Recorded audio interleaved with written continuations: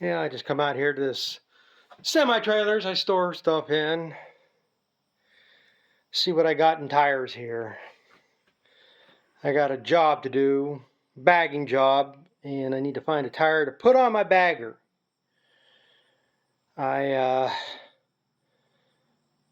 this is the tire it's supposed to be on. I mean, it's got air in it, but 2 years ago when I did this job and I come back home, I'm surprised I made it back in the yard. The rim's all busted out. It's cracked there, cracked there, cracked there. Starting to crack there. So it might be, I think I did price a rim at one time. This size rim, I think they said was like 80 bucks. It's probably $100 now. But I would actually prefer putting a wider tire on it. For her to bag, the one I got to go do, she's got a solid pad, so the tire wouldn't make a difference. And get on softer ground, maybe wider tire would be different. But I'm trying to see. None of these have held air, so I don't remember now if whether I've used up the spare tires I've had and these are the ones I've needed to get fixed since then, or I thought I had one or two here fixed. I mean, like I say, this one here, this is actually too big for what I want to put on that bagger anyhow. That one, I'd like to have a little taller tire than that, not that it makes a bit of difference. I think my best bet's going to be, and I hate to spend the money, what I should do is like take this rim. I would take this one. This one looks like it's got a heavier center hub than that one. And just get an 8-ply implement rib tire mounted on that. Or I could go, I don't plan on chopping anything this year. I thought maybe I might chop some third cutting here to bag it if I can't get it dry. But I could go yank a tire off one of them silage wagons I got left. Or I got my old hay bind a neighbor borrowed 10 years ago, never brought back. I could go over there and steal a tire off that. That's a whole different story, but this tire's no good. This is off the hay wagon I took to the auction last year, and I knew the sidewall was breaking out. I thought, well, an empty wagon maybe would make it there. But I took a spare tire that I had and tools with me, and as soon as I started down the road, figured I had broken cords because the damn thing was hopping. So I just kept going, and I got about halfway there, and of course blew the tire. So I put my spare tire on that hay wagon, which is one I had fixed that was supposed to be on my disc. So, like I say, what I probably should have done went and got a tire casing put on there, which is hard to find 15-inch truck tires around here anymore.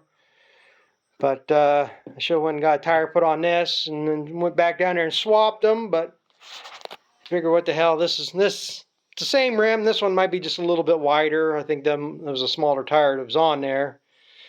But for what I need it for, it don't matter. So I can get that. A little bit bigger tire ain't gonna hurt on the discs. And none of these other tires do me any good. This said, if anybody wants a pair of tires, I'll give them to you. I won't put them back on the truck. I had that set on the truck for 2 years, and within 6 months I blew 2 tires, and I got videos out there where we went from one bead all the way across the other bead. Both tires blew the same way. So no way in hell I'll ever put these back on the truck. That's a set that came with the truck, which were useless. They're Michelin's. I bet these would last 60,000 miles. Because there's 12,000 miles on them, and they look like new yet, but they are useless in the snow. That's the set I bought the year after these, because I couldn't get through the snow. I ran them for 2 winters, but they're to the point you can't get around to it in snow with them anymore, so that's why I bought the tires I got on the truck there now. And I don't think I'll ever buy another name brand set. These are Mastercraft, them are Michelin's. And I put Mastercraft and Cooper practically the same thing. And I had ran Coopers on the other truck, and I never get more than 2 years out of them. The last set I had on my old truck was some off-brand, and I ran them 4 or 5 years, and they're still half tread. Same way the ones I got on the truck here now. This is be the second summer on them, and they still got good tread. I forget what the hell brand they are, but they are a different off-brand. So that's what I'm trying to figure out here. I got to figure out something with a tire and my Sato inoculant applicator. I gotta get back on that website. What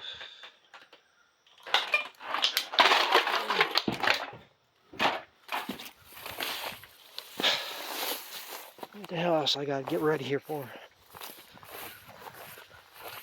I said, I got them two jobs. One job for sure.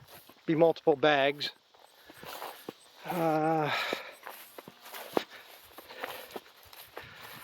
So yeah, we'll see what goes on here. What else I got? I'll come back when I figure this out. What this is, well, it's an applicator. It can be mounted on a baler, and you can put hay preservative in here. They got powder forms of it that you'll meter it. And this is what I'm here for. This metering roll. But you can put there's silage inoculants, which she puts on, so I gotta have this running. And then there's 1 year I did propionic acid, which is a hay preservative too, but you can preserve silage with it. And I had a bag form of that. I had that all cleaned out. But the problem I got is this right here. I don't know if you can really see it or not. Got chunks of rubber coming out of that. It's this side. This is what it's supposed to look like. Well, the problem is, like I say, you can see down there. That's what happened before I got over there to pick it up. A lot of it, all that brown stuff there, that's silage inoculant. It drained out. And so I got to find another one of these. And I Googled yesterday Gandy's website. That's what it is, a Gandy applicator. And kind of a piss poor site. They really don't have grouping of parts. I guess this is what they call the jumbo, because this one has 4 metering holes. I just got one taped off because of the way it flows in there. But this one has 4. I have another one that's got 3 on it, and there's a wasp on there I didn't know about. Surprised I didn't get stung from that. I do have a smaller one. It's only 3. Problem with that thing is you can't barely fit a half a bag in that one. This one, depending on the brand, because some are more sandy and some are more powdery. You get the sandy ones, you can dump a whole 50-pound bag in here. But from what I could tell on that website, they have a stainless steel one for $104, and that includes all the bearing felts and stuff here in the end. And then they have another one that was rubber, but it's the one set for jumbo and the other one didn't. But the main thing is the length, and now neither one of them will fit unless they go from end of shaft to end of shaft. See, that's another thing that was confusing, because the stainless steel one said 16 inches. And I don't know if that includes the whole length of the shaft that goes over here to drive, which I bet it does, because there's 2 inches here. If I got 2 inches over there, that makes it 16 inches. So that probably is the one I want. The rubber one, like this one that they had, right, said only 10 inches. Well, I figured this was bigger than 10. 16-inch one did say jumbo box. And they make ones bigger than this too. I mean, I got on these self-propelled choppers that they have ones made for powder.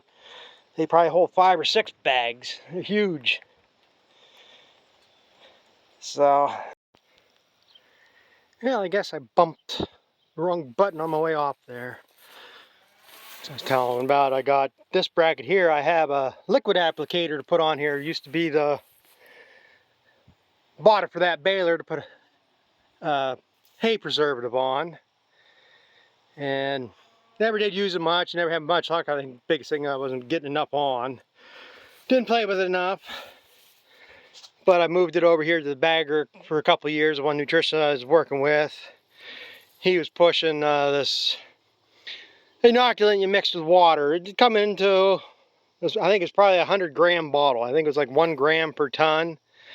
and you just figured out how many gallons per minute you're putting on, how many tons you're recovering per minute. And you know, if you can unload a wagon with 5 gallons of water and it was a 6-ton, figure 6 ton of silage, you put 6 grams per 5 gallons of water and you applied it, which was good. It was a lot easier to handle than 50-pound bags. It was actually a little bit cheaper. It wasn't all that much cheaper. Biggest hassle with the liquid is once you mixed it up, I want to say it was 24 hours. It might have been 12 hours. You're supposed to use the stuff up because it activates the microbes that are in it, and they only have a certain life. And the colder was, like if you were in fall chopping corn, you probably could get longer time out of it. Biggest hassle for me was some days I might only get 3 loads chopped. Some days I might get 6 loads chopped. So if I was mixing up enough, figuring out I'm going to get 6 loads in today and I only got the 3 or only got the 2, well then technically you're supposed to dump the stuff out because the life of it would be diminishing. So mostly I would mix up, maybe if I had 2 loads chopped, I'd mix up enough for 2 loads, or if things are going good and I knew I was going to get another 2 loads, I would have mixed up for 4.